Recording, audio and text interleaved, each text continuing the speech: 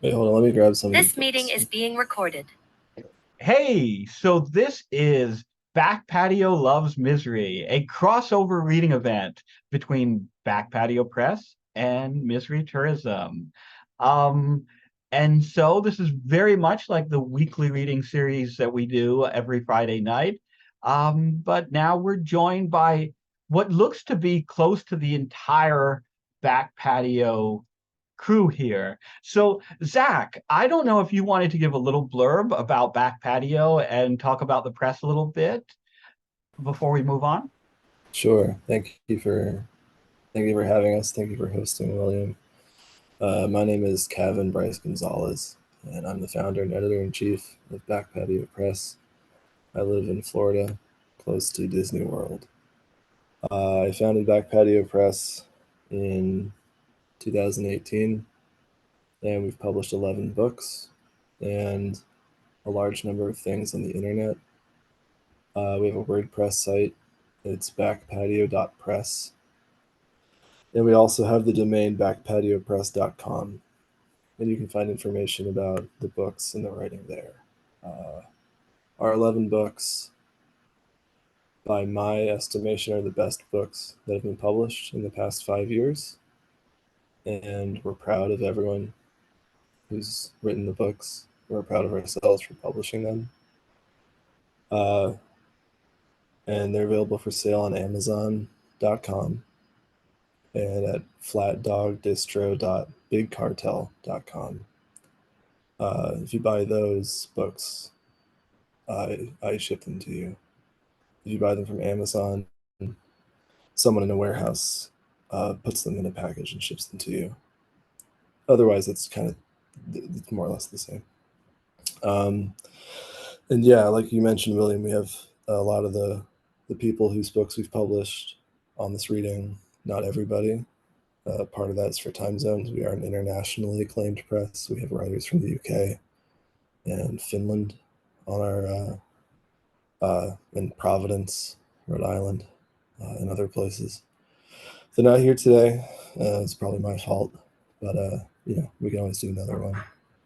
We've got some people, and we also have Troy James Weaver, who my friend Zach published a book of uh, back before we restarted Back Patio Press. It's all very confusing, but he's a wonderful boy, and we're proud of him, and we consider him one of our own.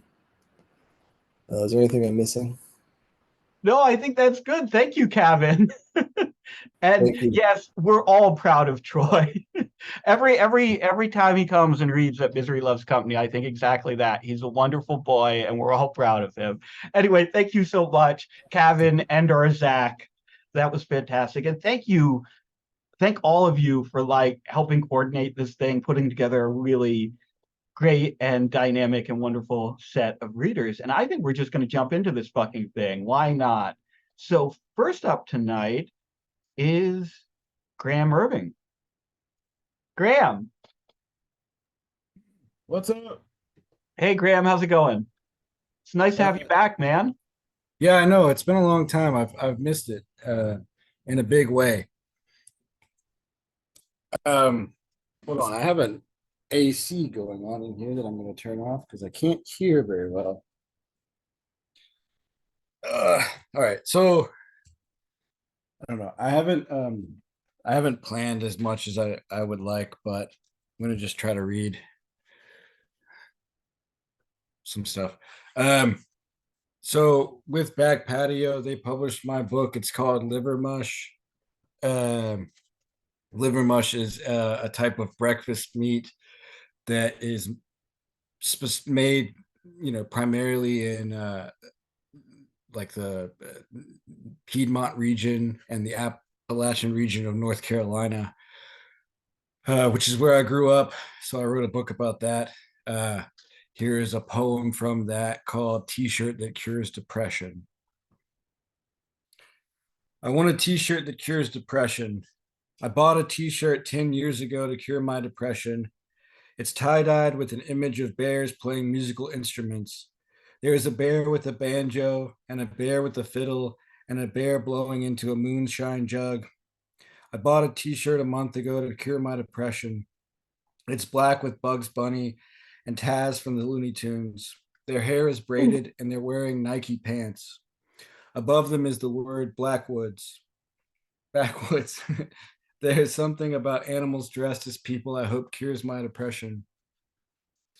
Every time I buy a t-shirt, I hope it cures my depression. Every time I buy anything, I hope it cures my depression. Me plus anything new equals no more depression. That's my motto. I have books I haven't read, I bought to cure my depression. I have art I haven't hung up, I bought to cure my depression.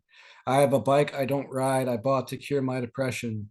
I have hats and shoes and jackets and sunglasses I don't wear that I bought to cure my depression. Every useless thing is a t-shirt that cures depression. The only rule a t-shirt that cures depression has to follow is it will never cure my depression. So yeah, I'm way ahead of you. I already have an answer to your question. Liver mush is a t-shirt that cures depression. Hell yeah. I got some people wearing the shirt. Um okay. Now, I have a book coming out early next year. It's called I Have a Gun. I have some stuff I'm gonna read from that. Uh, I don't know. I don't really know how to describe it. I think it's kind of like an anti-liver mush thing, but I don't really think it's a similar book at all. Um, this is a portion of it. Um, it was published recently, or a version of this was published recently by Swamp, which is like a little new magazine thing. But yeah, here we go. There's no gun in this poem, just the word gun. If there was a gun in this poem, I'd use it to be a hero and get a bigger gun. Point the gun at some bad person like a serial killer or a pedophile or, a cop. I'd point the gun at whoever you think is bad enough to continue reading. And if they had a gun, I'd say, give me that. I might even call them a bitch to be extra intimidating, just so the cop or serial killer or pedophile or whoever you need me to kill for you would think that guy with the gun doesn't like me. He might shoot if he thinks I'm a bitch. And I hate the word bitch. I don't like calling people bitches, even cops and pedophiles. I think it's cruel and sexist. But sometimes a hero must exist in ethically gray areas to end the life of someone he doesn't like. Thank God that cop from above doesn't exist. And thank God that gun from above doesn't exist. They're both just words, they're both just metaphors. Thank God you're safe. Thank God you're in good hands. And look, even though this poem mentions the murder of cops and serial killers and whoever else you wanted me to kill when I give you permission to imagine it, even though this poem called people bitches, and even though you're partly complicit temporarily and mentally in the taking of lives that were lost, the part of this poem I'm least comfortable with is the pedophile.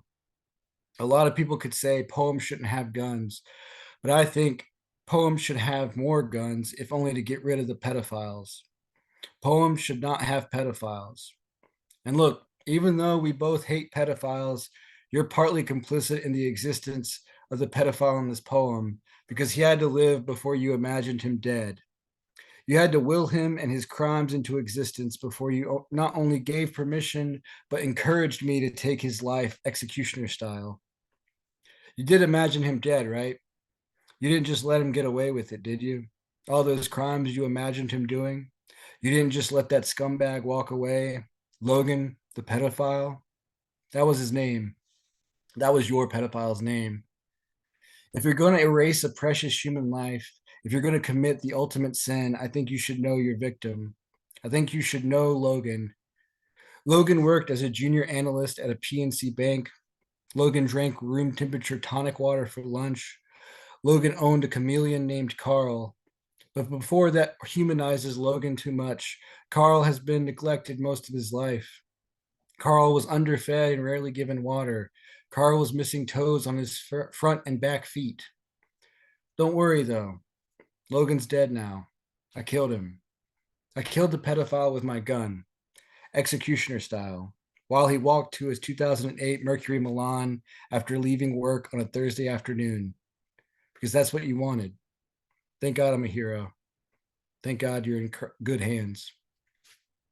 And if you're interested in adopting Carl, call or visit Mainline Animal Rescue in Phoenixville, Pennsylvania, 610-933-0606. He'd love a fresh start. There you go.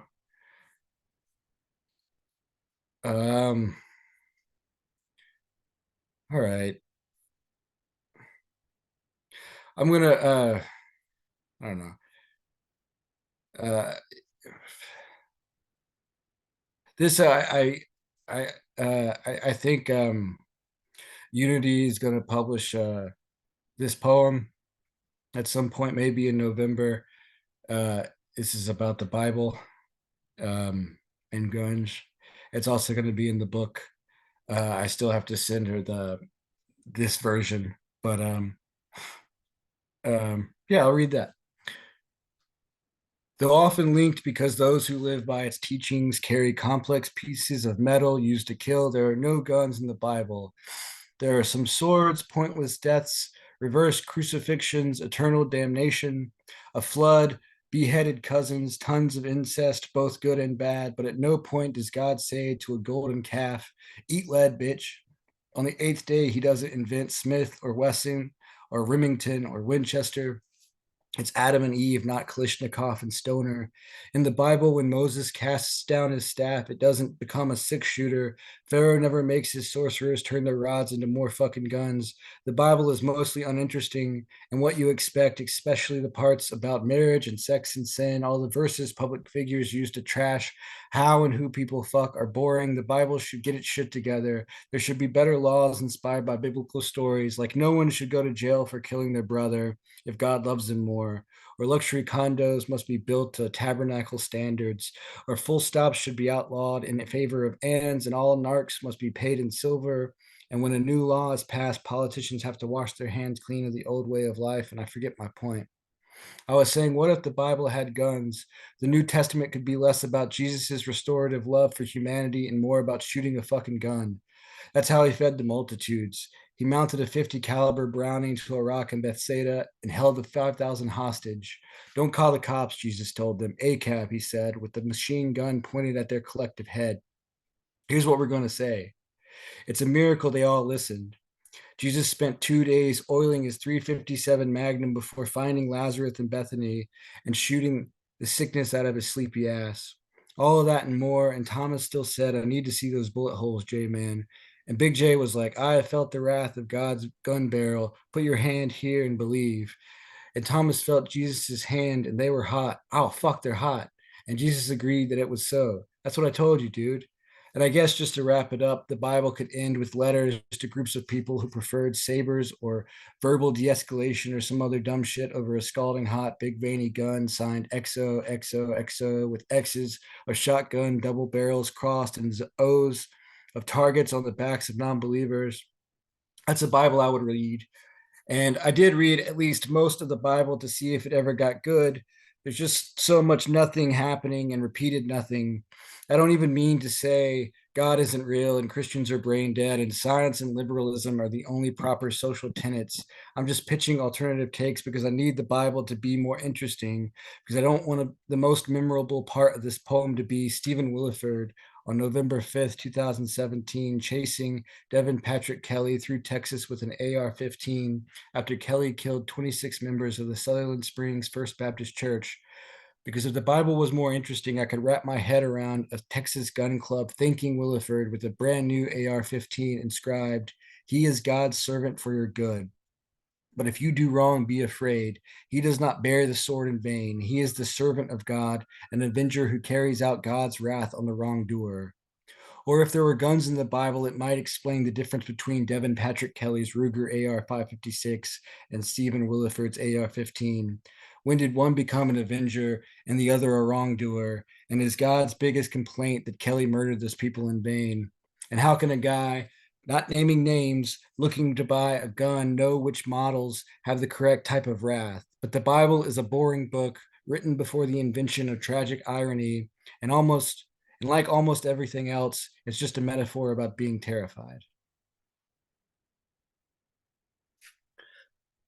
Did I go too long there?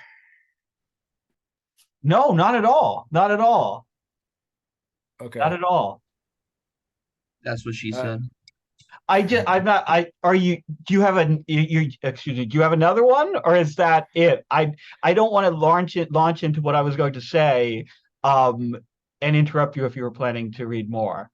I can read one about my penis, or I can read one about bringing a gun to a wedding. Let's And hear it from the chat. Let's hear the chat's opinion. Penis, penis, penis, penis, penis, penis. It looks like I was honestly on team gun to a wedding, but I'm looking at the chat and penis is winning overwhelmingly.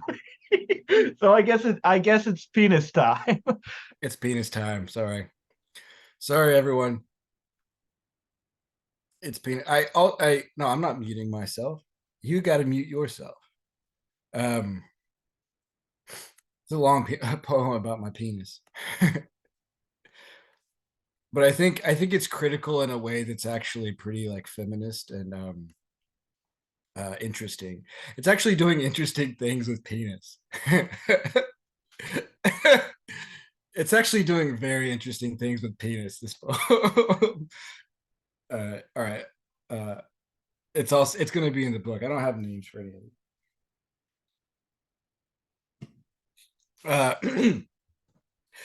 I torpedo down spruce through spread leg buildings, the tail end of pubic hairs sunburn my face. My giant erect cock, a divining rod to fuck an entire establishment with my bitter employment. Have a child out of wedlock with a customer's dumb fucking face when I bring their bread and cheese and olives and sometimes explain this week's special. My giant erect cock snaked down my pants leg, absorbing crumbs and chewed fingernails from the tile floor. Someone asks as I walk back to the kitchen, where's the restroom? And before I can come so hard, their head explodes like an empty grapefruit. Blood from my giant erect cock floods my torso. The weight of virility makes me blush. Transparent goo pools in my slip resistant shoes. Sweat from the banks of my softened asshole has begun to dry. I say in a voice 2 octaves above normal register. Oh, no, yeah, of course, yeah, it's confusing here. Yeah, for sure. No, yeah, it's right there on your right. And another just beside it. Yeah, I know, huh? Enjoy your food, of course, sure. Have a good night, y'all. My enormous, robust, embarrassingly thick, but still somewhat enviable, definitely working cock and balls too. I forgot my balls. They're great planets of pulsing fluid filled ductils and tubules as hot as the sun, energy dense God particles. Just imagine a library of only war hymns packed into cell memory, and you got a good idea what my balls are like. But it's all for naught since they're shriveled to butter beans because there's an inherent, well established, inarguable customer worker hierarchy. If only there was a way to change this. Maybe a gun. I don't know. It could work, maybe. I could point a gun at surprise, my limp dick, and no longer need to work beneath the thumb of rich assholes. Maybe all of this explains the gun thing, is what I'm saying. Is that what you want to hear? Would that help you grasp the concept of frustration at struggling to cover the cost of an Uber to work somewhere 100 people a night, eat $200 dinners? Would you understand it if it was some kind of deviant sex thing, if all I cared about was my dick and the world's holes, everything structural Saussurean binaries, that Roland Barthes essay, except it's D/G and it stands for dick and gun, and the dick is a gun, and the gun is pointed at a womb, and the ultimate womb is 6 feet underground, and the ultimate dick is a John Deere 310 SG backhoe loader, removing clumps of earth from the bigger earth. As the sun goes down, the operator stubs out his last Marlboro Red and throws it into the hole. The cemetery groundskeeper drilled into his head must be extra long and extra wide to fit the deceased's near impossible, medically controversial, intimidating in a good way, definitely not deeply flawed, biologically functioning cock and balls.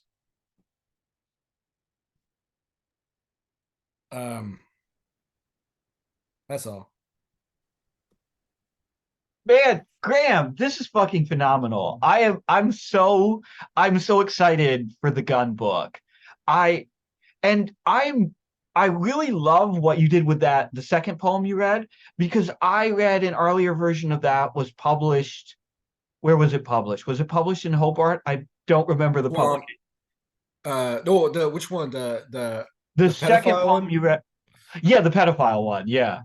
Yeah, it was on uh yeah, Swamp. It But I can find yeah. oh, Cold Slaw saying rejection letters. No, that's the book. That's the written by the book. Never mind. Yeah, yeah. No, But yeah, I'll send it either to you. way, I remember reading an earlier version of that poem, and the earlier version of that poem was really fucking good. But this new version is fucking phenomenal. I love the way that it just keeps changing gears and changing tones. And the moment you think you have that poem pinned down, like you've understood the ideology of the poem, you understand what the poem is trying to say, it shifts on you in a really wonderful way that subverts your expectations and that makes you revisit the way that you feel not only about guns but about literature and like the meta qualities of literature and like the reader's complicity in the work.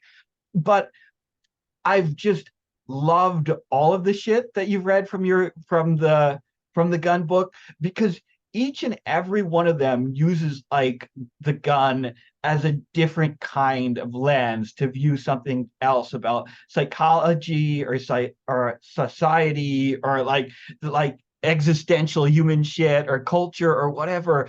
And it's really it you found like the perfect icon for that, because we all have this, whether we hate guns or love guns or pretend not to have an opinion about them, they have this intense psychological pull. And we all have a secret, like, I think, fixation with guns. And so they're the perfect, like, cultural object to use to explore all these different wonderful things about human psychology and how we relate to other people and how we look at ourselves. That I love the last poem too, because you set up exactly what the reader expects, which is like the old like canard that guns are like basically a proxy for dicks, right? Like, oh yeah, man, this dude is like he's toting guns because he's got a tiny dick, or like it's the gun is like a sign of like male inadequacy or whatever. And you turn that completely on its head and you completely deconstruct that, and you're left with something where it's like, no, like this is all so much more complex, and like like the feelings and emotions we have, they can't be pinned down. And that's what I don't know, it's phenomenal. And when is the book coming out, man? When's the book coming out? March 5th, 2024. Um in about like 6 months. I appreciate everything that you said. Yeah, I'm very excited about it. I think that like that's been like the most exciting part about it is like you know uh making fun of people, making jokes earlier about like I don't know, autism. I don't know, no, but just like having these like hyper fixations that I can't get off of for like 2 years, and then figuring that out through writing has been very nice. And it's been nice to like um to not only make the specific poems like more exciting for me over and over and build, but then also like maybe figure out some of myself through that. So I'm excited that people are interested in it, because it does feel just like very me, just uh, like me in my own thoughts, uh, uh, uh, you know, screwing down into a piece of wood or some shit like that. You know what I mean? But So I it's think nice that's to. how the artistic process really works, like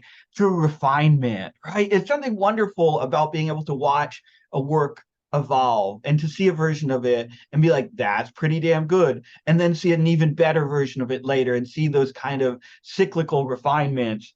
So that like when it goes out into the world, the reader is getting the best possible version of this thing. And I think that's kind of been lost a little bit. I think in the hustle to get work out there. So much of like the online indie lit world is like the publication hustle.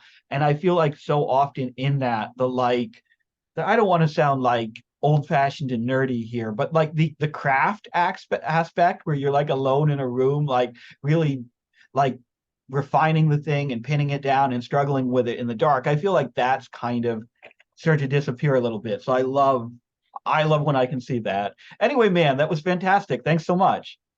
Also, just want to say I love those as well, and I'm looking forward to this one, Usurping Watertown, so that this is my first favorite library. Watertown is two, and then you bring up the back with number three, puts Dan Eastman in an interesting position. Anyways, seriously, really like Yeah. those.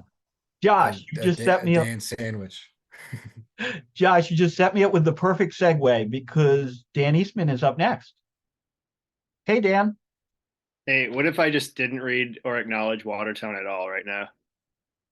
Whatever you want to read. It's your night. It's you're on the floor. It's up to you. Wouldn't that be funny if I just didn't read the only book or thing that I've written ever?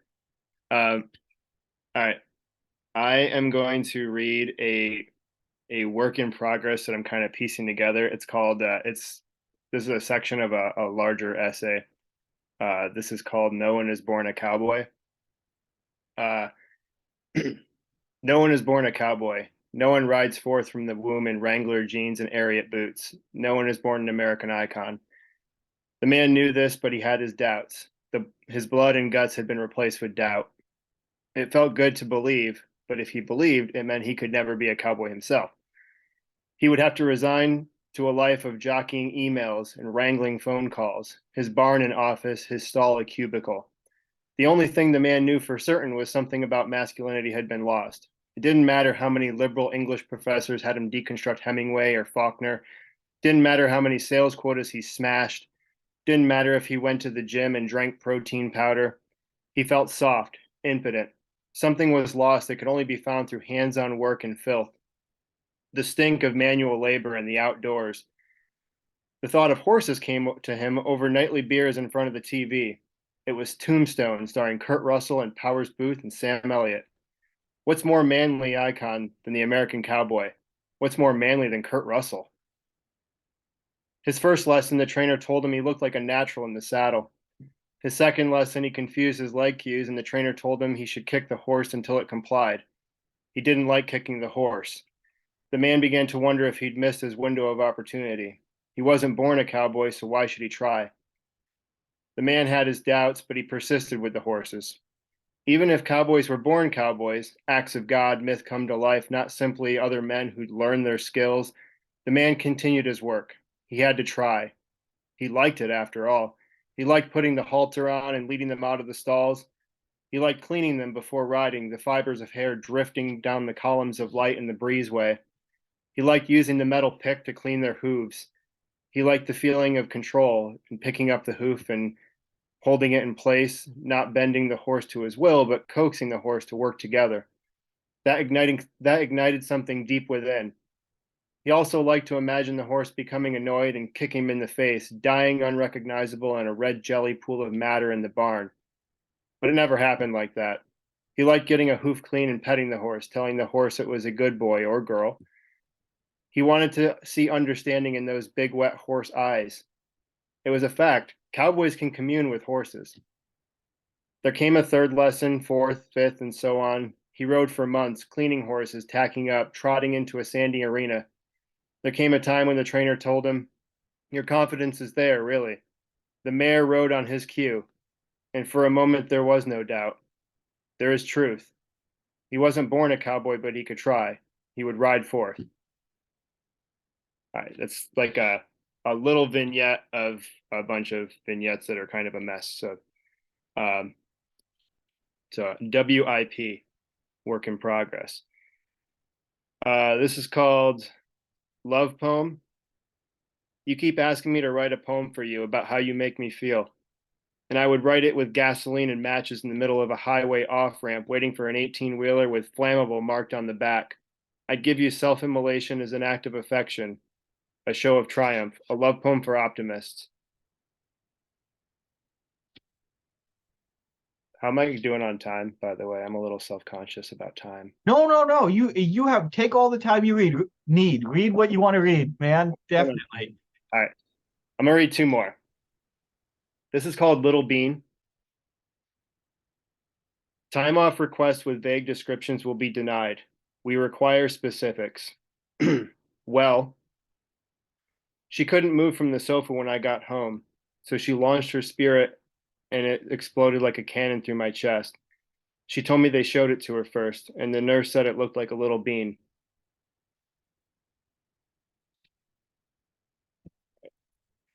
And it's my favorite from my book. This is called Hell. I don't think it's really all fire and pain like they say. I think everyone's got their own thing coming. I don't know. My version of hell?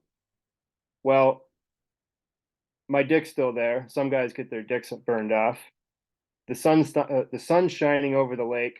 Temps a comfy 75 during the day, but drops to a cool 60 at night. We build bonfires out of dry branches when the sun goes down. Everyone I've ever loved is with me. Every friend, hell, even some enemies too. We take the boat out sometimes, or we just sit back in Adirondack chairs. We drink, but we never get drunk. Cheap beer in an endless cooler.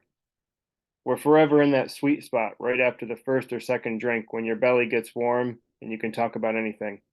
Sleep is optional. Night comes, we share a furnished cabin with those green 70s countertops and pine needles in the carpet. Somebody always plays a half decent guitar. We circle the fire and listen to owls and the hush rippling of the shore. A column of smoke reaches the stars, and all of our secrets are carried away and dissolved. Still, in spite of the eternal beauty of earthly nature and leisure at our disposal, none of us can escape the unspoken feeling that this is not enough.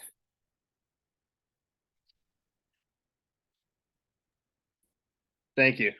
I'm gonna go get high. Dan, those were fantastic, man.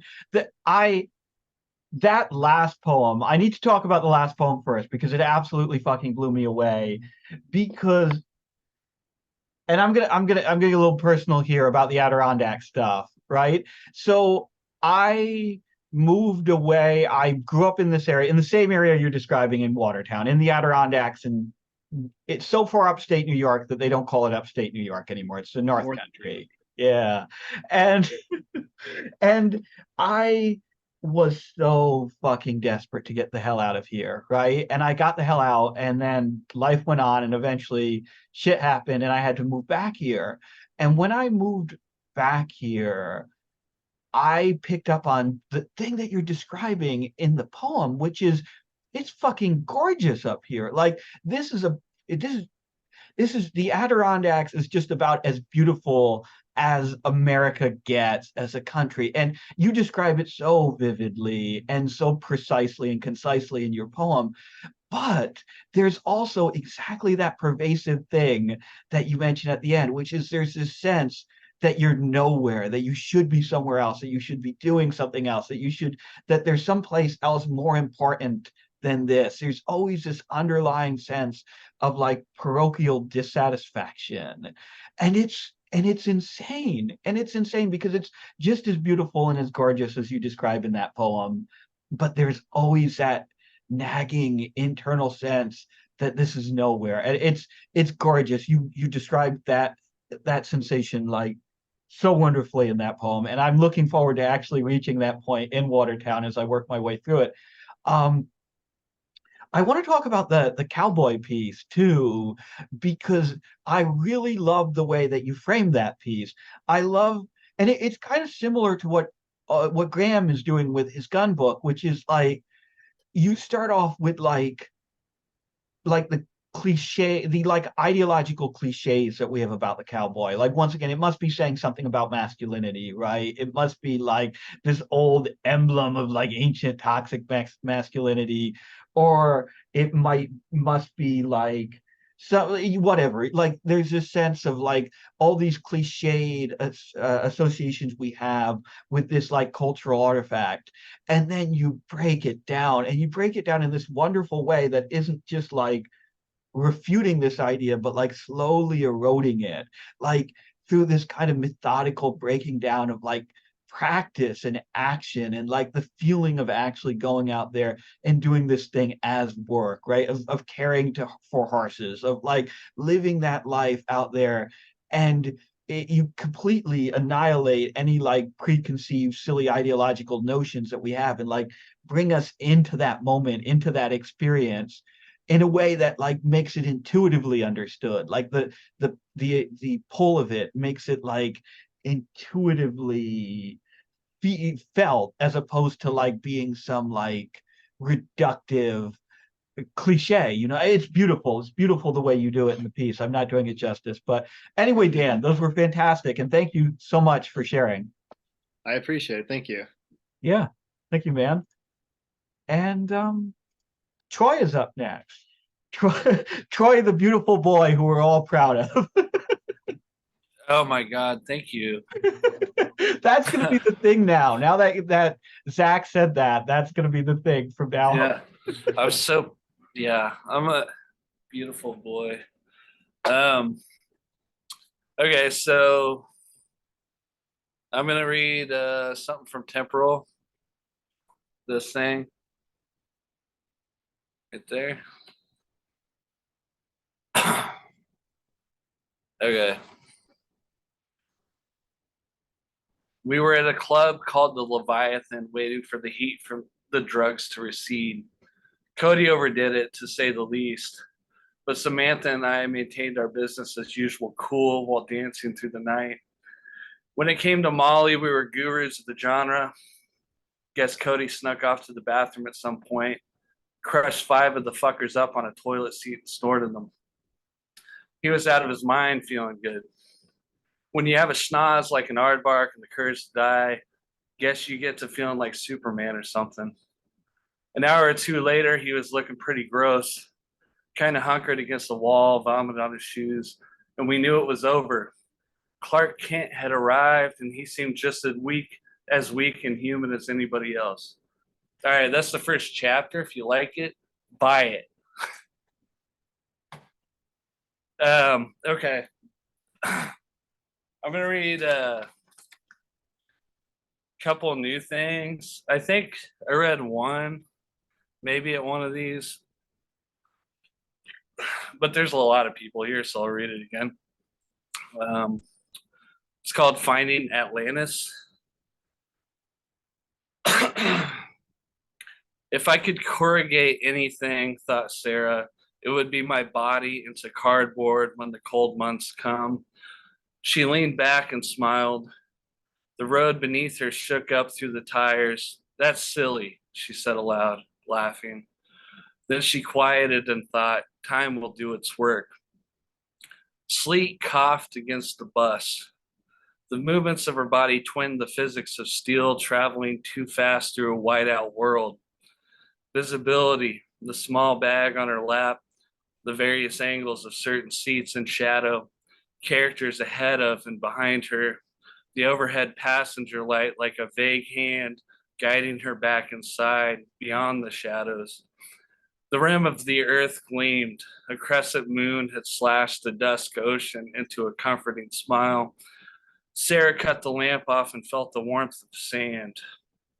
The wind whipped the sand against her, vibrating her body.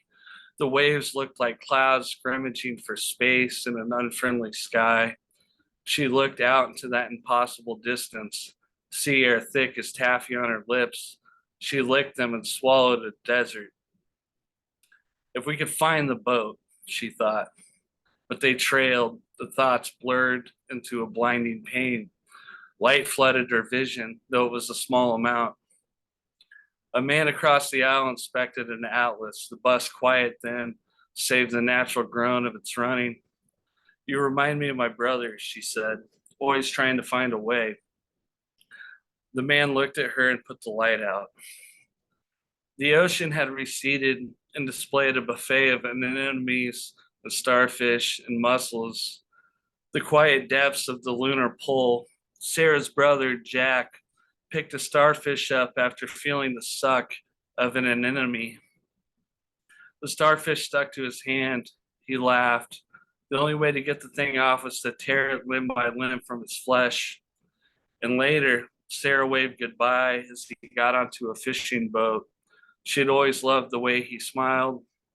A horn sounded, the window frozen over, ice crystals like distant dying suns, the driver struggling to harness his will against the sheer force of the storm. Sarah sensed his fear. She sensed why she was there. God, she said, and she whispered a prayer unknown even to her. It came like a vapor from her being. Then there was a loud sucking sound. The lights went out, and there was Jack tumbling, being taken away by the waves, and a fire screaming way up in the sky that couldn't pull him from the tide. Sarah burned her hand reaching into the water, the cardboard like skin of her body, just enough tender to keep the fire going and lead into the boat, which still travels the meridian of her palm. Nobody understood it when the bus was found. All right, this is the other new one. Then I'll do some fun little ditties. I got a couple good numbers. It's called Paper or Plastic. I wrote it last week. Maybe the week before, 2 weeks ago. Dan Grossman, 3 blocks down, walked around with cinder blocks strapped to his feet, claiming they were good for the heart. Horatio, across the street, after exhibiting his comic book collection, told me the X-Men can save you from anything. Dad told me the only way to live is honorably, no matter how many lies he told. One time, my sister barged into the bathroom and snatched a magazine from me. Then she woke Dad up and claimed she got my cum on her hands. I imagine he flopped over and yelled, "Don't do that again, Troy," and fell back asleep. I can't remember, but I do remember her laughing. Some girl nicknamed me TJ. I don't know why that's important, but it is. I felt infected. My brother pointed arrows at hearts, and nobody cared when he missed. His need for love was a rabid jaw unable to shut. All I felt was pity. Mom spent her time in denial, bagging groceries at Dylan's. Paper or plastic. Just hand them to me. I'll bag them up. Paper or plastic. Dad never whispered or whimpered. My memory of him is like a flamethrower flinging fire at whatever I tried to make beautiful. When I miss him, I cringe at the beauty of my birth. Horatio touched my brother in all the wrong ways. That's when I knew he lied. The X-Men couldn't save him. What a fool, he must have thought, pulling up his pants. There's just ink on a page. Even still, I held out hope. I wonder about Dan Grossman. He had a heart that was too good for this world, so he flipped the switch off in the garage with the car still running. Turns out Professor X and the gang couldn't save anybody. My dad's problem was he cared far too much about all the wrong things, couldn't be bothered. Thought it was some shit boys do to each other when they're young. For a long time, I thought the same thing. Paper or plastic? Paper. Will that be all? Actually, no, I need some pens. I was the only one in line, so I ran a few aisles over to get them, then walked back. I'm sorry, did you say paper or plastic? Paper. Plastic's more reliable. Paper, please. There's already enough stuff that won't go away. The magazine fell out of her hand while fumbling the paper bag open. She bent down to scrape it off the floor. She got the items in the bag, her face still pink, and said, "Let's just pretend like this never happened." Okay. I'm going to read a couple out of this guy that Zach published. Yeah. This is called Pills. I ran out of things to do one day, but walk. I'm always walking. Walked right into a barn. There was a horse in one of the stalls eating sludge from a bucket. I said, "Oh, hey, what's up, horse?" He just kept eating. I patted his head. He made a noise that sounded like ouch. I wriggled his ears with my fingers. He smiled at me. Somebody came out of nowhere and brushed him. I watched as they did this. They were gentle and he looked happy. I walked around the barn looking, just looking, bored, Found a large knife hanging from one of the walls near a pile of hay. I started at the throat.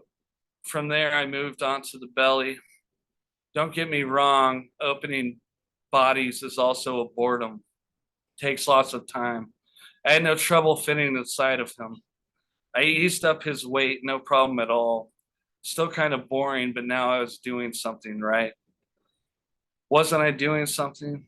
People came, they fed me, they pet my ears, they brushed me. I took them for rides through beautiful mountains. I did tricks for them, jumping over poles and stuff. Beautiful women adored me. They rode me, they brushed me, they fed me. They applauded me at every turn, and they also bathed me. But ultimately, I was still bored.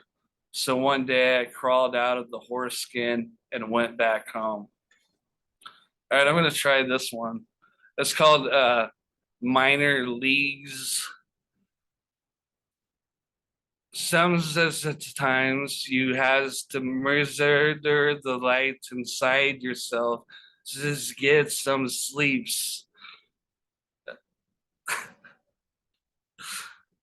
I didn't know that was possible. Okay. Um,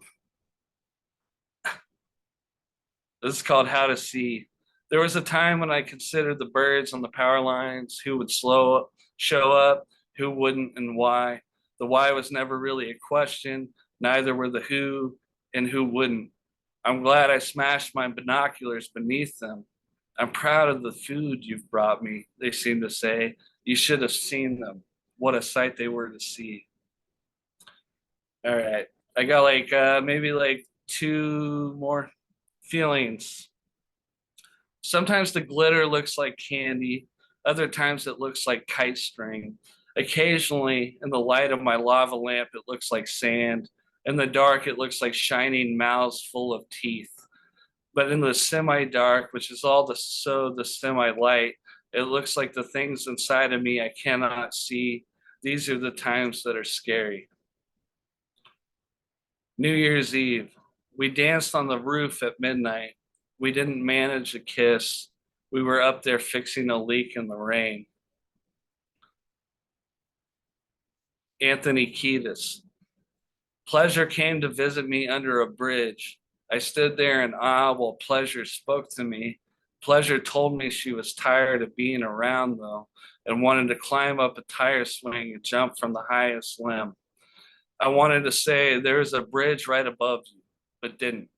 As pleasure spoke, I felt light as a feather, felt like I'd fallen from a wing. When she stopped speaking and left me, I started a fire, made a mold of a tire out of another tire, and crawled inside. There's a problem in the aqueduct. The rail burned my feet above the bridge over the river. I jumped without the planned countdown from 10. I thought about my dad killing people. I wondered if he ever jumped off a bridge, whether escaping enemy gunfire or to impress a girl in middle school. It felt like a long time before I hit the water. It felt like pavement. I couldn't breathe, but it was okay. The current carried me, holding me, and I wondered if she loved me the same way my father loved me. A belt buckle to the spine, a bullet to cut himself loose. All right, I'm going to cut it off there. Thank you, guys. Troy, those were fucking beautiful, man.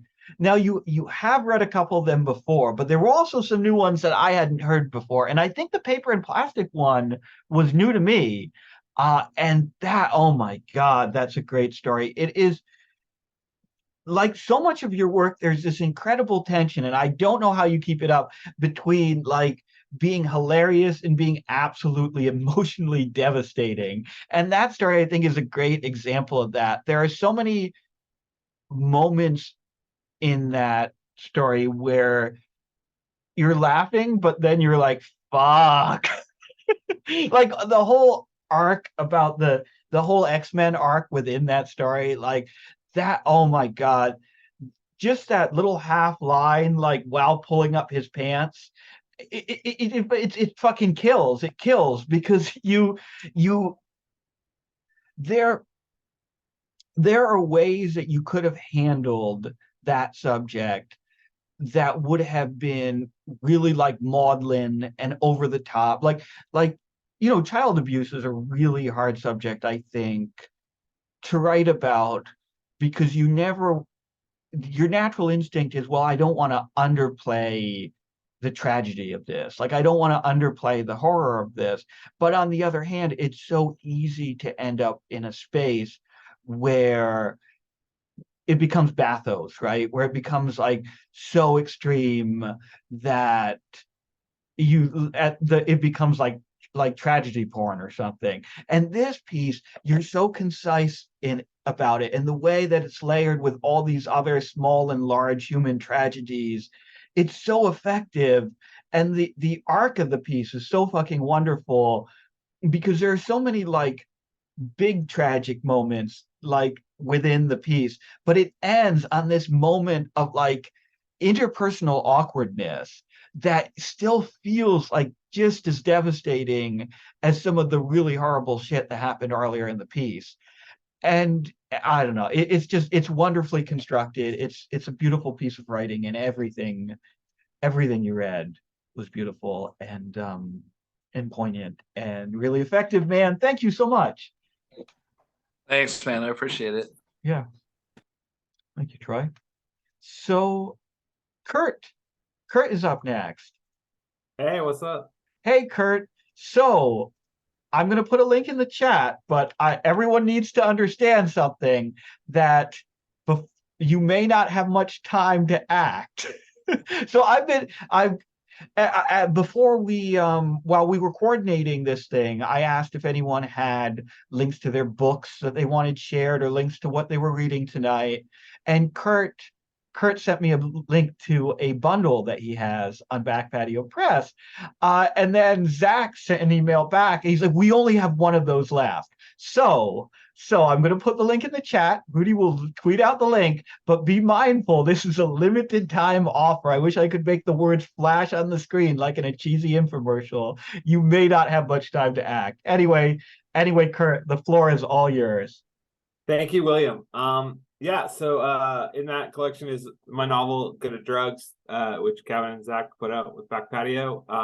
This summer I wrote 20,000 words of like a sequel to Good at Drugs. And in it, the main character goes through a K-hole wormhole and ends up at a rave in space. And it was going to be called Space Rave. And I don't really think I'm going to continue with it, but you guys get to hear the K-hole wormhole today.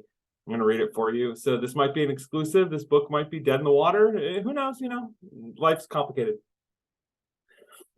Okay, so you K-holed in it, a voyage through space and time, and maybe it was all a fever dream if there weren't so many goddamn memories to signal otherwise.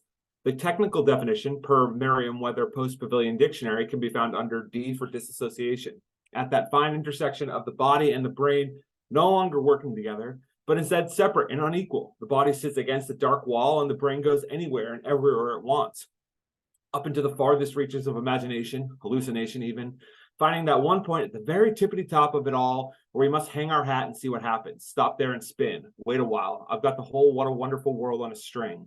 In the year 1943, Albert Hofmann rode his bicycle home one fine April day after ingesting numerous micrograms of an ergot derivative he was synthesizing.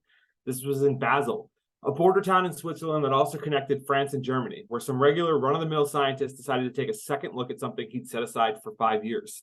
Why today? The day before Hitler's 54th birthday? When 1,100 kilometers away, the citizens of the Warsaw Ghetto refused to surrender to the Nazi SS, fighting back and instigating what would amount to the most significant revolt in the Jewish resistance. There is balance in all things, good and evil, up and down, yin and yang. While these two simultaneously occurring events existed in no equal measure, they amount to a significant turning point in the fate of the human race. Synchronicity infinitely more powerful than Roland finding his friends at the concert. Laughably so. The horrors of history are not to be counterbalanced by the joy experienced in nothing more than limited doses by those unaffected by the worst we have to offer. Although the universe waits patiently for us to realize that it could be, enough small moments of unbridled happiness have the potential to bring about the destruction of all evil that's ever existed. It's that simple. It's already happened before. A galactic council waits with bated breath for Earth to figure it the fuck out. Until then, we're not invited to the party, only a select few VIPs. I talk to planets, baby. My dad plays me Tago Mago at a point where I'm too young to remember. He dusts off the record sleeve and places the LP down on the turntable, saying something about our German heritage. The needle enters its way into the record, and there's a small scratch, the sound before bubbling electronic feedback builds. No. We sit in the driveway, and he puts on Uncle John's band. For some reason, we decide to wait and actually listen instead of turning the key and going inside. I get it, I tell him, and he beams with pride. I'm happy too. Yes. 20 years later, I stand on the red rocks of the Colorado mountains. The String Cheese Incident plays a cover of Tears for Fears' Everybody Wants to Rule the World. It is the only time in their career. And I, high on LSD, just as my father had been hundreds of times in the 70s, a full decade before I was even a thought, can momentarily see the future. I've given up the pursuit of art, instead deciding to channel my love for creative expression through my child. Maybe he will be a great artist, and that will have been good enough. And it would be too. In this vision, he's not old enough to likely remember, but I play until the quiet comes, while he plays with his toys. It doesn't matter so much if he enjoys it, but knowing that he's heard it seems to be enough. Art touching other art.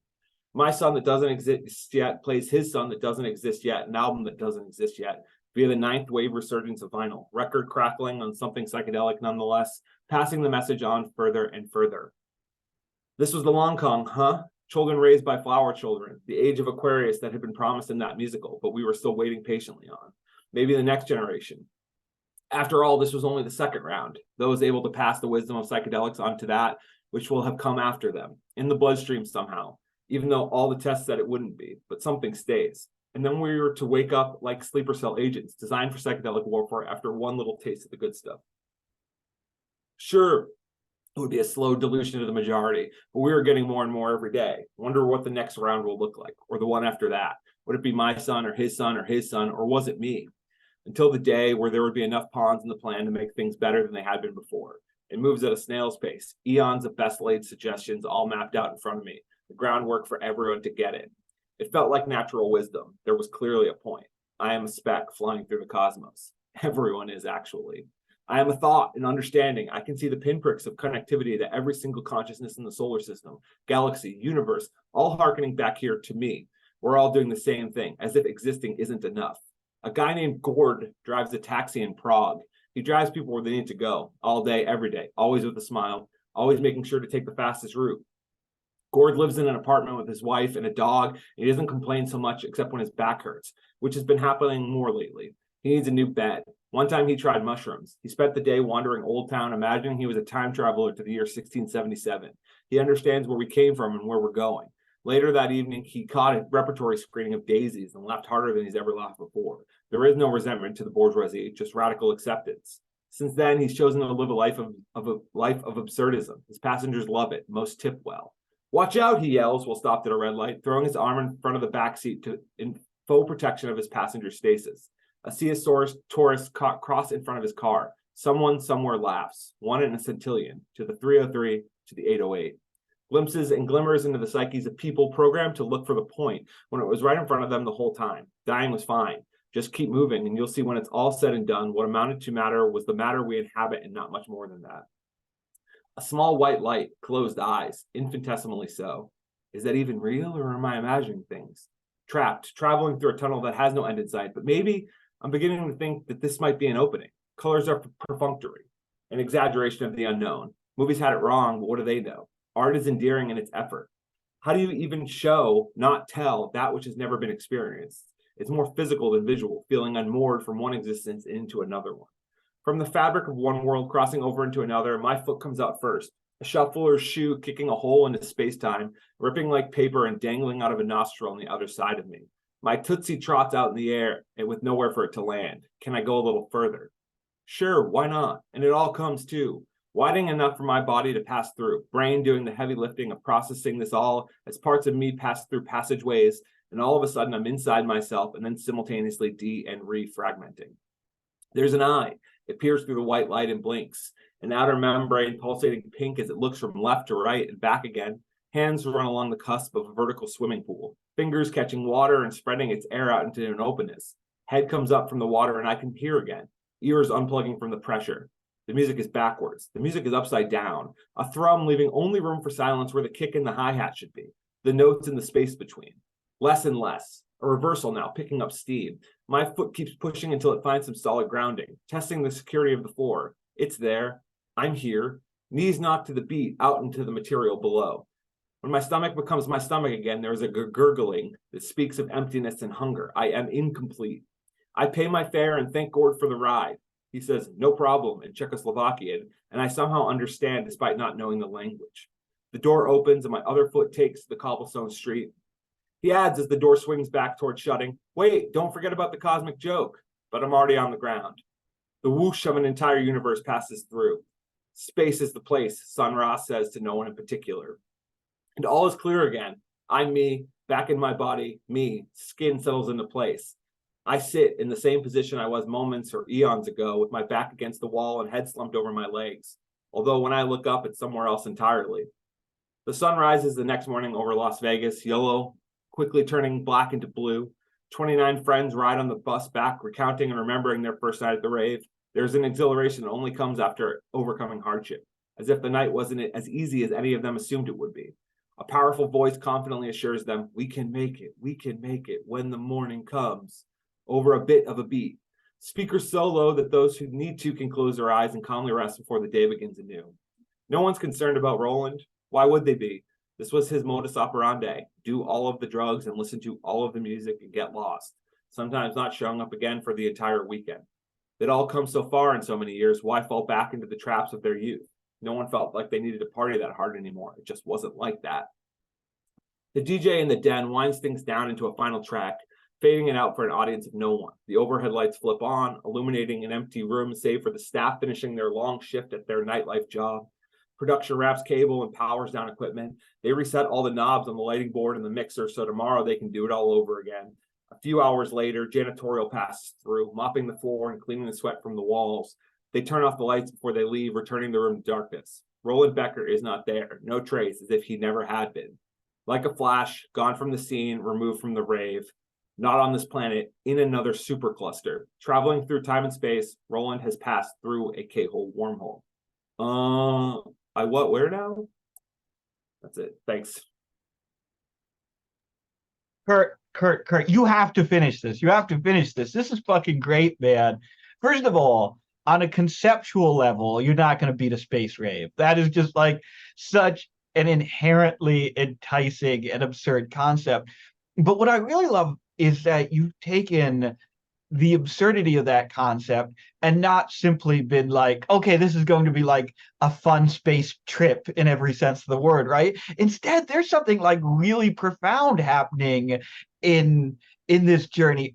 The moment that really authentically gave me physical chills was when your narrator is re-experiencing the trip that's also the trip his father had, and his father like coming to terms with the fact that he won't be an artist and he's passing it on to the son, while the son is simultaneously like coming to terms with the fact that he won't ever achieve what he wants to achieve artistically, and he's passing it down to the son that doesn't exist yet, and it just washes over you in this incredible way. And all of that is just a moment encapsulated in this larger like journey where space and time has been collapsed in this really fucking wonderful and gorgeous and legitimately authentically profound way.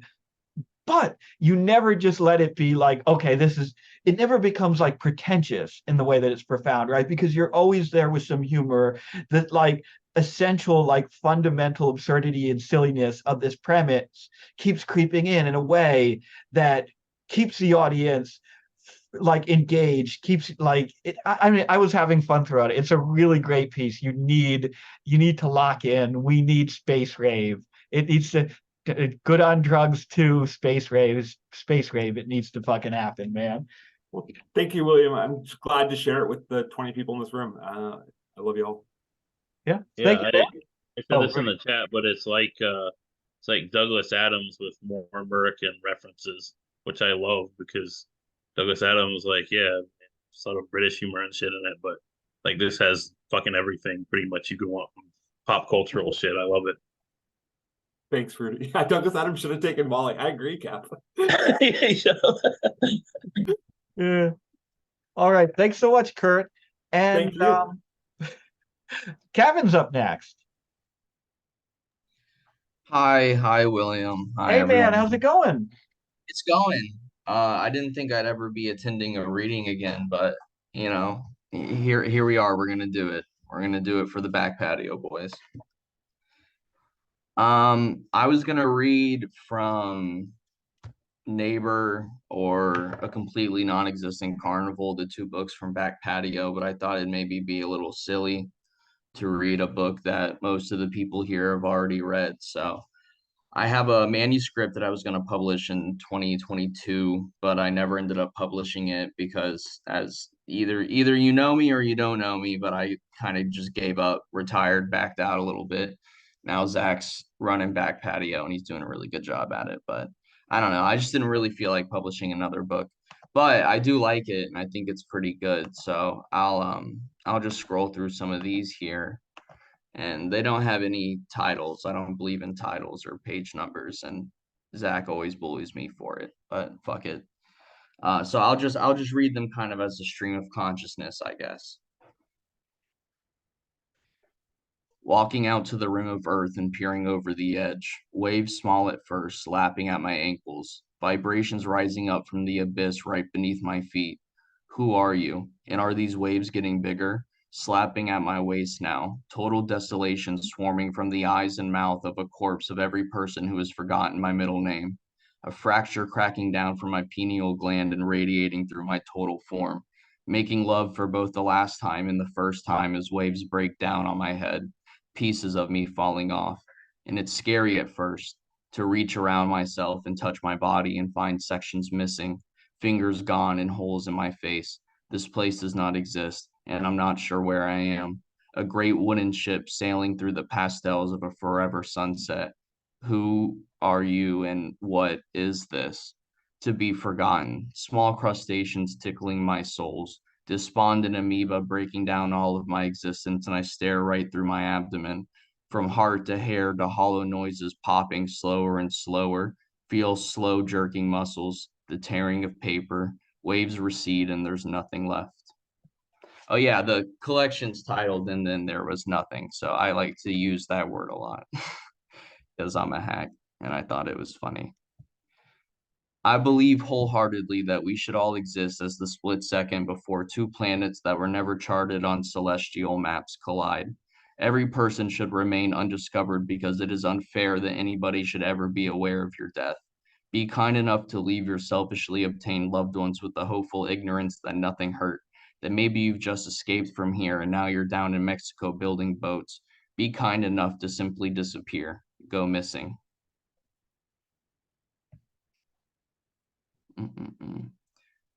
The horrifying little boy staring from the corner of my room just won't leave, and I'm pretty sure he hates me, so please hurry and wake up. Wake up and crush my eye socket in with a hammer. Wake up and take my hands in yours and say, okay, I'm ready. It's time for us to explode. Wake up and remind me that I'm not alone. Wake up and tell me about your nightmare, the one where I'm a surgeon and you're awake and I'm splicing you open with many crude tools. Wake up in the middle of the night and roll over to make me flinch. Wake up and erase my face with 300 pressured kisses. Wake up and yawn and look at me with eyes so tired that I feel kind of bad for wishing you would wake up. Wake up and get dressed and rope the moon in a lasso. Bring it down to earth so I won't have to go to work. I will live forever in the theme music you sing to yourself while you crush garlic and caramelize onions. When you smile, I'll be the creases in your face. I built a pillow fort deep inside your sweaty palms without you ever noticing, and I will never die, and maybe that's worse.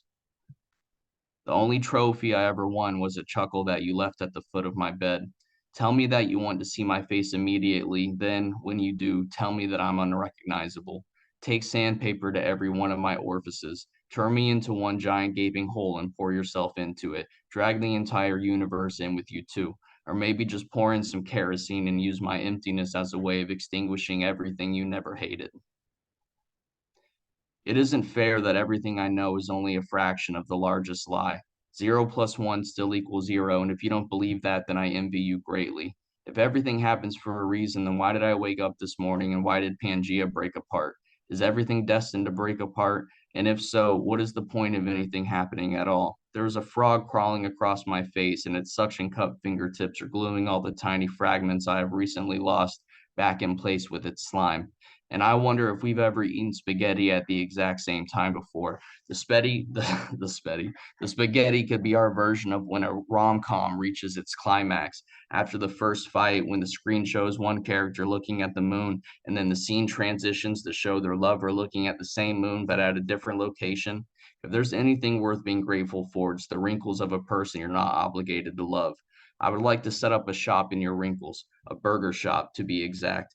This may irritate your pores, but I think that's only fair enough because your pores will irritate me even though I love you. Nobody will ever come for a burger because my burgers will taste like shit, but the beer will be good. I'll dose it with your sweat. All of my customers will grow to love you too, and we'll have karaoke Fridays. The waiters won't make much, but they'll be happy. I won't be able to pay the loan back that I took out to open the burger spot in your wrinkles. I'll get lots of mail about it, red letters, and eventually they'll take my shop from me. They'll take you from me too. Mm-mm-mm. The other day, I stopped my car in the middle of the road to save a turtle. A van driving behind me started honking the moment I put my hazard lights on. I got out, picked up the turtle. When I looked at the driver, he raised his arms at me, and in turn, I raised the turtle. This was meant to be a fuck you, and I hope the guy in the van knew that the turtle was actually a giant foam middle finger. The guy in the van rolled down his window. He yelled at me and swerved quickly past me and the turtle in my car. Then the turtle pissed on me, and I felt nothing. Crossed the road. I placed the turtle at the edge of a retention pond, and the turtle turned around, ran back towards the road. Yes, yes, yes. Impeccable. We are one and the same, my red-eared brother. Let's see. I think I got one more I can throw down for you guys. And none of these are funny, which makes me feel like an asshole because they're just kind of sad. But that's all right. Sometimes I can't help but to imagine my bedroom as a sort of hamster cage or a sea monkey tank. I wonder if God bought me from the back of a sleazy magazine for 3 installments of $9.99. Did he notice that I was broken right away, or did it take a couple of minutes? I tried to garden once, but since I barely brushed my teeth at the time, they all died, even the marigolds, which is actually a bar I included because of Troy. Shout out to Troy. Mom says I must have loved my garden too much because that's what I do, and I've been scared of my emotions ever since. My hopes and dreams are cartoon anvils attached to red balloons. Go ahead and see a brain shattered against the road. See my neck squished but still attached to my torso. It doesn't look right, does it? But don't pick it to pieces. Everything is as it should be. There's nothing here.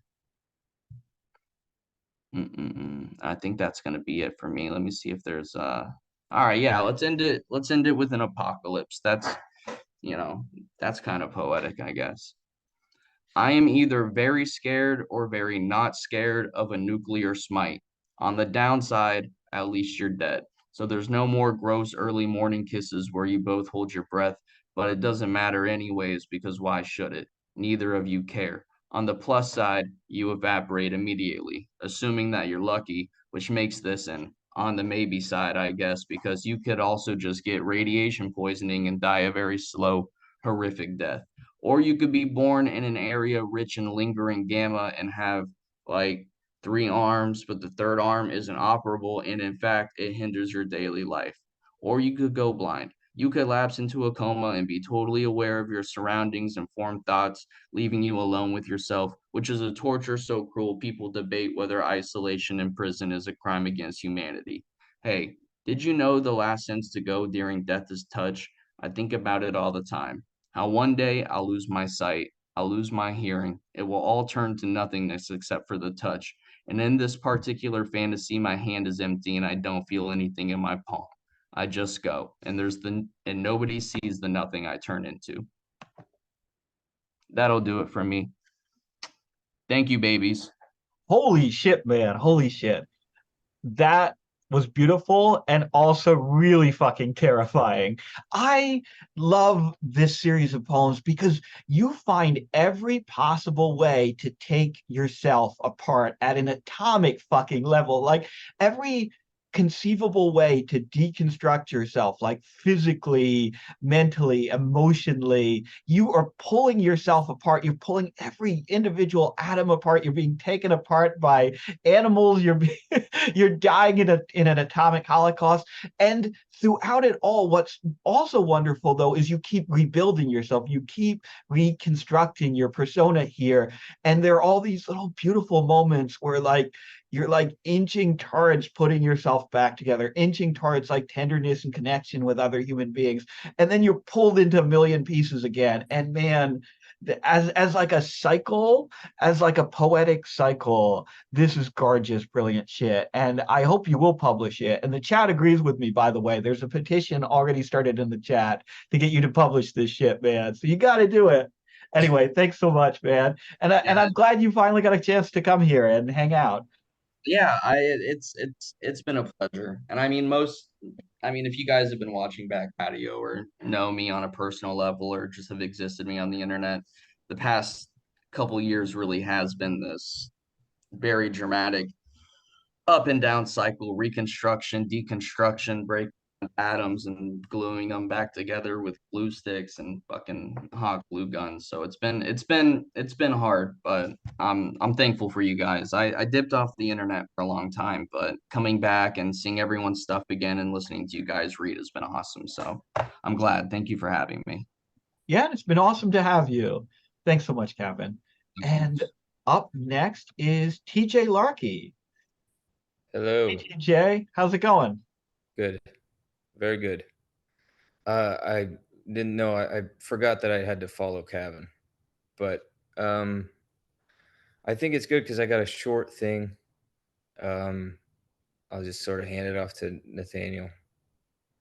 It's from a book that I started but didn't finish. The year 2020 overall was pretty great for me. I know it's a sore subject and people lost their jobs and people were separated from loved ones and a lot of people died. But that's the point. Those are the stories we've all heard. Those are the stories that have become too depressing to think about. This story is not like those stories. When historians look back among the despair, the unrest, they should also find greatness. Even during the Holocaust, there were examples of not only survival, but thriving achievement. Stories not unlike my own, my tale of spiritual and financial growth in the year 2020. I was 27 and had just moved into a new apartment with my girlfriend. It was the nicest apartment I'd ever lived in. Wooden floors and a wide open desert preserve just a mile away. And the first time not living alone or occasionally splitting rent with a shithead friend for a roommate. The lady at the leasing office, the one that showed us the apartment, even bought my girlfriend and I a bottle of wine to celebrate our move-in day. I autistically blurted out that we didn't drink anymore, and the woman sent flowers the next day instead. I couldn't believe my luck.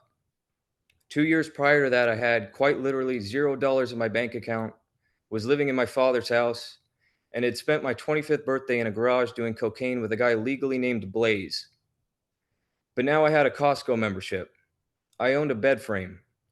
Ceramic plates and a full set of silverware were no longer seen as luxuries. So when March came around and the lockdown started, I didn't feel any concern for my well-being. I had reached some form of enlightenment. The only thing resembling a complaint I had at that point in my life was that maintenance still hadn't replaced the shelves that had been missing in our refrigerator since we'd moved in.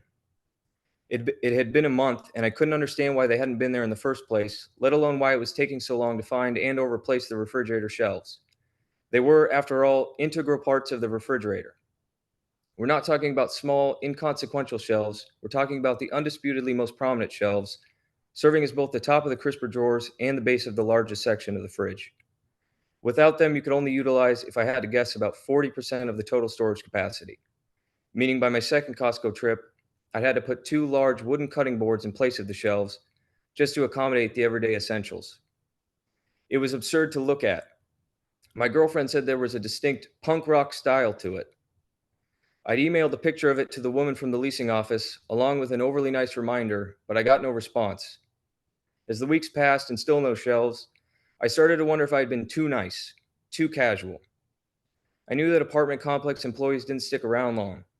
Residential companies were bought and sold very frequently.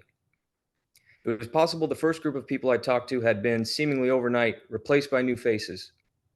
My maintenance requests and emails might have been lost to the electronic void, leaving no evidence of the missing shelves except for what I, a man with an eviction and the actions of those aforementioned shithead roommates on his record, was telling them.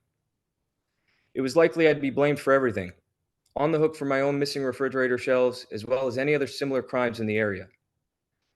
My new perspective kept me from being angry at this possibility while simultaneously keeping me prepared for the worst possible outcome. This is the spiritual growth I was talking about. Another 2 weeks passed. Restaurants and office buildings went cold. Copy and paste toilet paper experience here, and then finally I got a response. It was an email from the woman who'd sent us those flowers, but her usual bubbly tone and exclamation marks had been replaced with wandering, punctuationless chunks of text. She opened with a brief update on the refrigerator shelves, specifically that there had been no updates, and then proceeded to tell me of all the non-refrigerator shelf issues she and her coworkers were dealing with, all due to the pandemic. I didn't even attempt a response. It was obvious then that I was operating on an entirely different level of consciousness. The panic so evident in that email, the fear and hatred all over the news, it only served to enlighten me further. Give a man a carpetless apartment, a Costco membership, and he will embrace whatever fate befalls him. He will welcome death. He will be grateful for the sun rising, grateful for every crumb of food in his kitchen, and grateful for those wooden cutting boards. They're still there even now as I write this, reminding me of that great and fortunate year, 2020. All right, that's it. That rocks, TJ. That absolutely rocks. First of all, it was very funny. And I really, it's funny, but it's funny in a way that, like, is actually reflective of reality and not without its own kind of wisdom, right? Because on its face, like, it's really absurd. It's like the world is melting down and you've been able to achieve this kind of zen just because, like, you've already suffered before, because you've already had like chaos and despair in your life, and you found this little shred of normalcy, the Costco membership and the apartment lease. But really, like, man, so much of life really fucking functions like that. It's like you gain perspective through the like grind of like day-to-day obnoxious shit, and then you're able to take that perspective and try and find a kind of zen in moments that seem totally unhinged. And I know it's very, the contrast throughout though is very funny, and the details that you choose to like fixate on and how they're presented, like the cutting, the mental image of the cutting boards propped in the fridge is just a fundamentally like funny image to have, and the whole way you unfurl it here I think is very effective. And yeah, yeah, thank you, man. Thanks for sharing. Thank you. Well, I want to say I like you and your genuine interest and love of this.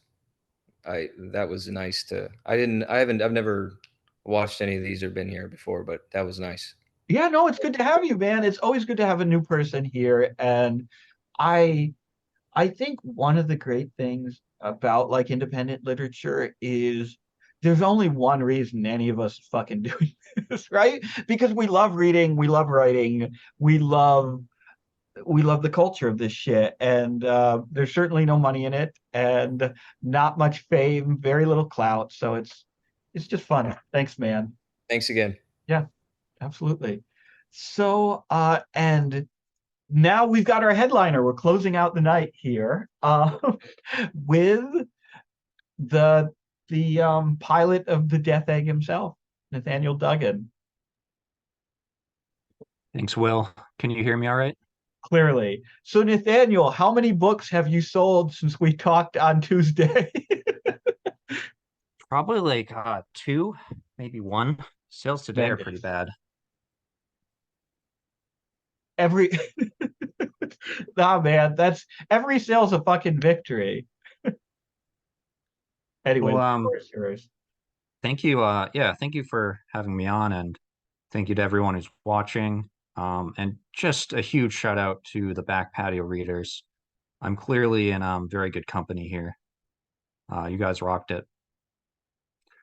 So, unfortunately, my last reading here had a little bit of backlash, and I got a bit of heat. So my publisher has requested that I stick to a script, and I am contractually, legally obligated to follow the script. In support of Israel, I think. No, Josh, no Israel. No comments about China. Nothing about Saudi Arabia. Death egg is a breakfast meat from the South, where I grew up in Appalachia, South Carolina.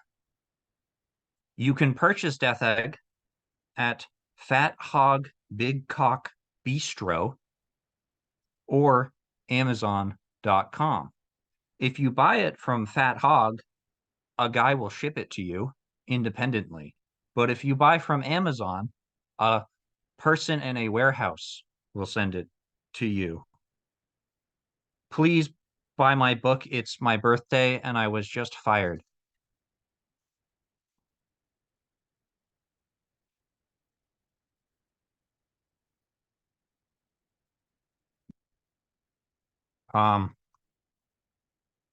First poem I'm going to read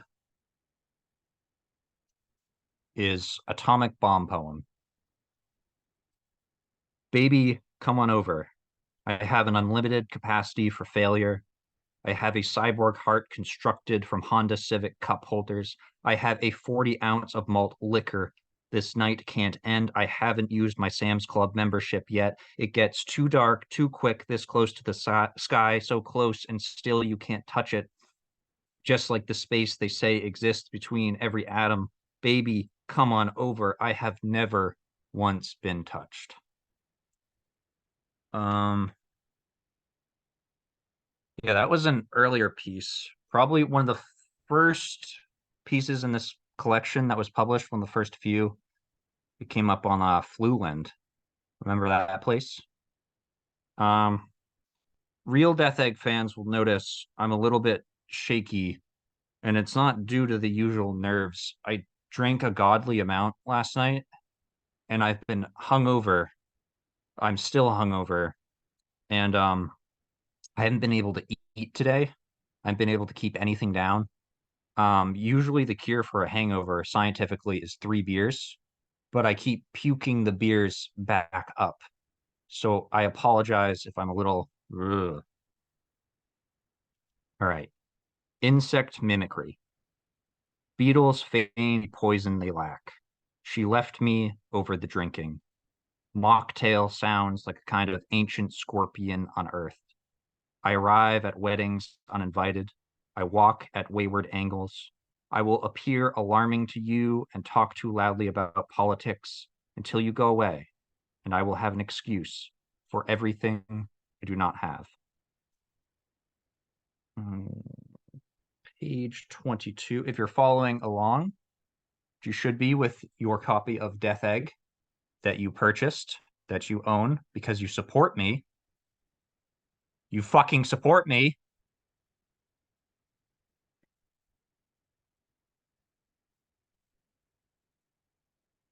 How about that GOP debate? I don't know who I'm going to vote for, Trump or Biden. Ron DeSantis kind of fell in the polls a little bit, I think. He had really good momentum, but he kind of fell back down. I had high hopes, but honestly, folks, I think Trump right now has just got this locked. But we'll see. Politics is never set in stone. That's why the election cycle is so long. Variant. Someone on a podcast defines harm as tissue damage to the body. It will never go away. It just hides for a while beneath your bed, 100-year hibernation of cicadas. I brood, I bomb a hospital and bicker with you over nothing, really. Now I have to burn everything I've achieved, and you mistake my collapse for just another beachside condo. I crossed something out on the script and I wrote in, oh, I need to thank my promotional staff. So I've received huge support for this book from the community. I just can't thank everyone enough. Uh, Coleman Bowman, um, fantastic writer, great poet. He pissed on my book.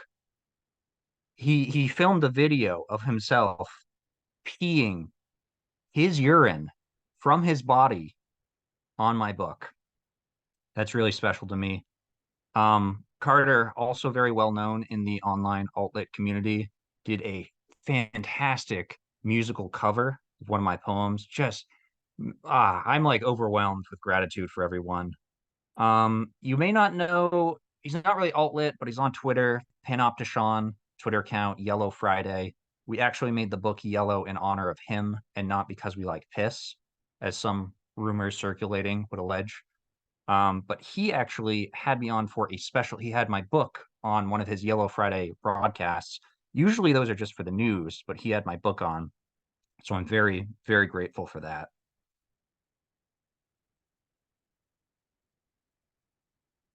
All right. This next poem is Impact Crater poem. The stolen election came and went. I had Gatorade for blood. You carried calamity like a dead queen in your shirt pocket, and we were in love. Grasshoppers singing with chafed thighs, the lost Spanish of the town built in a meteor impact's echo. Winter of man-made stars. Spring Toyotathon. I realized nothing except the shadow clone of your saddest Monday, the tiny wing of your most murdered father. Together, we are like some great unclaimed tragedy.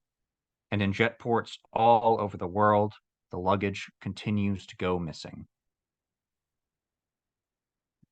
I think this is going to be the last one.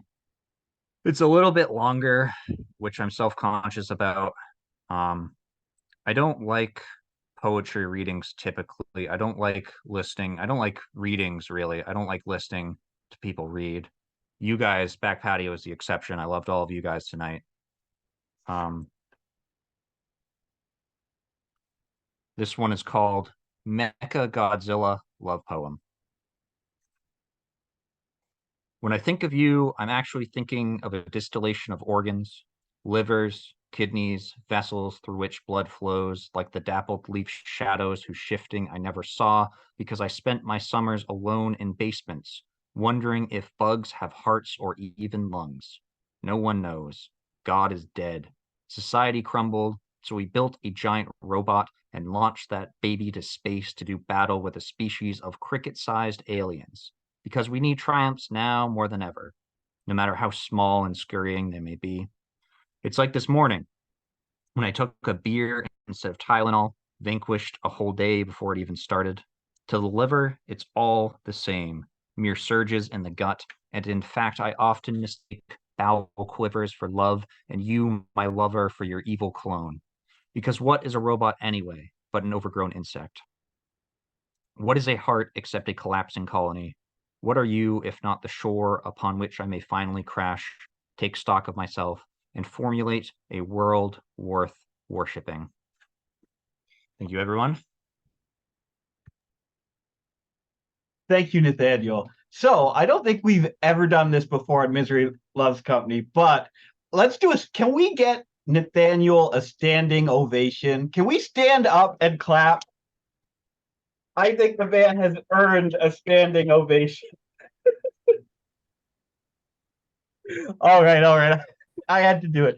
I have actually I since we since there's been so many scandals related to the publication of this book, as you said, I've actually been asked by Zach also to stick rigidly to a script in terms of my critique of your reading. So I've got something here that I wrote a little while ago that I got to just stick rigidly to this. Nathaniel Duggan is the poet laureate of supervillains. Finally, a poetry collection that perfectly and beautifully conveys the maniacal despair that would drive a man to genetically modify a tiny millipede of resentment into city-leveling kaiju, drunk text in X from the command chair of a secret space station orbiting the dark side of the moon, and raised the muzzle of a homemade doomsday device to his own temple, laughing. And that's it. Sorry, that's all I'm allowed to say about it. No, man. Honestly, these were fantastic.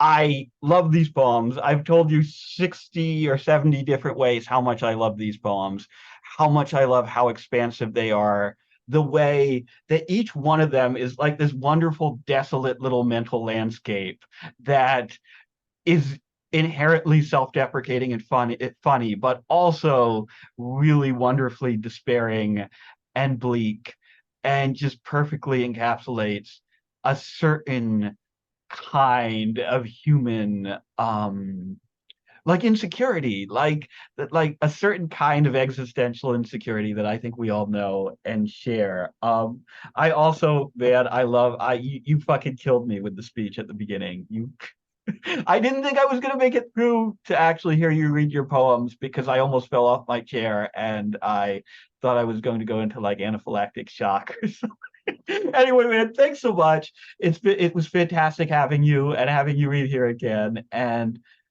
also thank you to everyone else who read tonight. This was really good. This was a really fun night. There were so many great readings. And it was really wonderful to have the opportunity to partner with Zach and Kevin and the entire Back Patio crew to put something like this on. And yeah, I don't know. Nathaniel, Zach, Kevin, I don't know if you have anything else to say before we call it a night, but salute. Yeah, if I can, really quick. I want to thank everyone for reading and thank everyone for attending. And thank you to the next roughly 25 people who will buy a Death Egg t-shirt. You could buy this one. I took it from the box. This isn't my copy. So I'm going to put it back in the box after this. So if someone wants a large t-shirt that I wore briefly, you could buy this one and let me know when you order it. And everyone would appreciate it, especially me. Thank you, Zach. And thank you, everyone. As Zach said, thank you to everyone who read tonight. This was a ton of fucking fun. I hope some of you will come back for future Misery Loves Companies. We do this every Friday night. Next weekend, or next Friday rather, we are doing a collab with Pig Roast Publishing, with the Jeff Snyder's Press. And there's a great fucking lineup set up for that. Jeff has put a really awesome lineup together, and you can see more about that. We've tweeted out like a little promo image. And otherwise, we do this every fucking Friday night. Anyone is welcome to come and join us. If you're watching this on YouTube after the fact, you can find the Zoom link on our Twitter account at Misery Tourism. And yeah, we tweeted out just before we begin. We usually start around 8 p.m. Eastern Time, 5 p.m. Pacific. Thank you again to everyone who read. I'm going to leave the Zoom meeting up for a while, for as long as people want it up. But that concludes the actual reading portion of this thing. Thanks again. That's it. I'm repeating myself. We're done. Thank you so much, guys.